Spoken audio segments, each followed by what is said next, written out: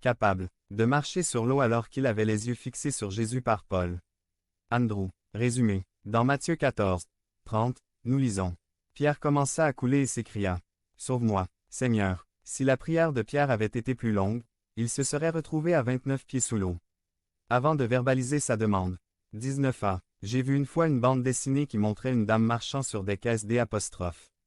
Eau en bouteille avec le sous-titre Marcher sur l'eau.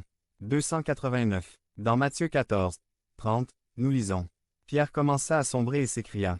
Sauve-moi, Seigneur. Si la prière de Pierre avait été plus longue, il se serait retrouvé à 29 pieds sous l'eau.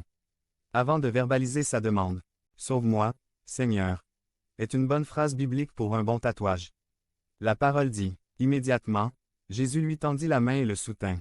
Nous devons nous rappeler, dans nos moments les plus difficiles, que cet incident s'est produit tôt le matin. Jésus-Christ calmera la tempête au moment opportun. Par exemple, lorsque je me sens fatigué, j'ai besoin de lire la Bible pour me protéger.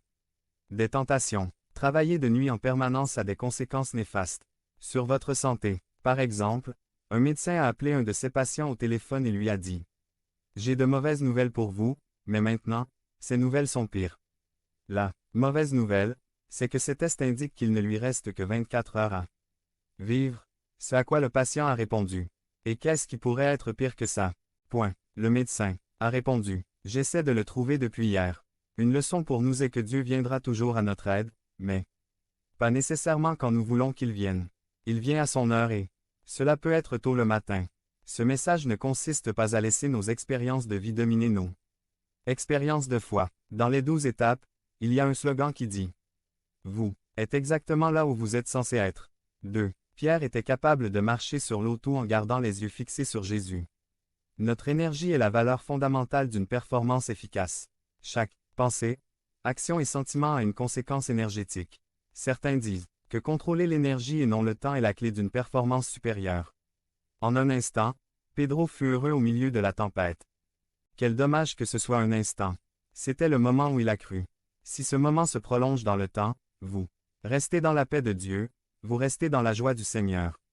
Lorsque nous marchons sur l'eau, nous ne devons pas regarder en arrière le bateau que nous avons quitté, ni les vagues devant nous, car celles-ci représentent des circonstances. Si nous détournons nos yeux du Seigneur, nous coulons.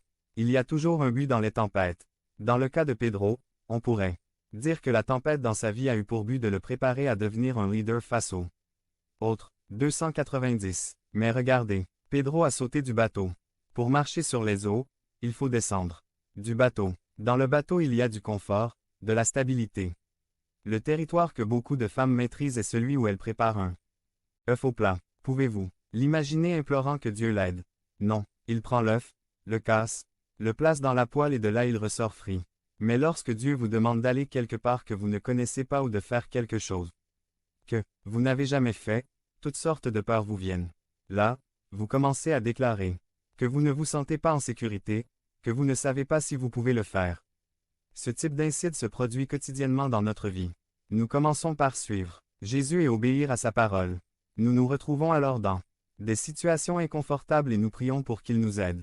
Cher frère, tu as peut-être senti que les vents sont forts et que petit à petit tu coules, mais laisse-moi te dire qu'il ne te laissera pas couler.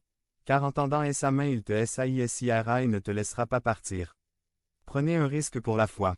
Ne demandez pas à Dieu de vous bénir dans ce que vous faites. Faites ce que Dieu vous bénit. Demandez-lui ce qu'il veut que vous fassiez et vous serez alors prêt